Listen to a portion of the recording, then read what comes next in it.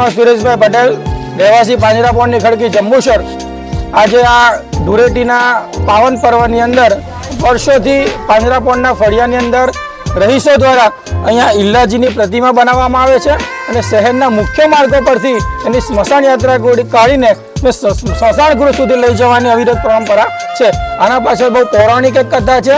હોળિકા એ આપણે સૌ જાણીએ છીએ કે હોળિકા અગ્નિમાં બળી અને રાખ થઈ ગઈ અને પ્રહલાદ એનું કંઈ ન થયું કારણ કે નારાયણનો ભક્ત હતો। પ્રહલાદનું કંઈ ના થવા પાછળનું મુખ્ય કારણ એ હતું કે પ્રહલાદ એ નારાયણનો ભક્ત હતો અને ઓમ નમો ભગવતે વાસુદેવાયનો મંત્ર જાપ કરતો હતો।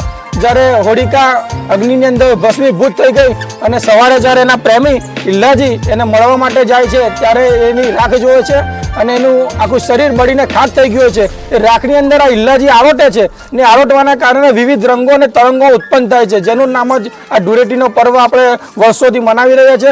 અમારા પિતાશ્રી, અમારા દાદાશ્રી વર્ષોથી આ ફળિયાની અંદર અવિરતપણે આ ઈલ્લાજીની પ્રતિમા બનાવી શહેરના મુખ્ય માર્ગો પરથી અને સ્મશાન ગૃહ લઈ જવા સુધીની અવિરત પરંપરા છે। આજે બાળકો, યુવાનો, મિત્રો, અમારી બહેનો, માતાઓ આ કાર્યક્રમની અંદર જોડાય છે અને મને વર્ષોથી સાથ સહકાર આપે છે અને આ કાર્યક્રમમાં ખૂબ સફળતાપૂર્વક પાર પાડી રહ્યા છે। એ બદલ રહીશોનો અને આયોજકોનો તમામનો ખૂબ ખૂબ આભાર માનીએ છીએ।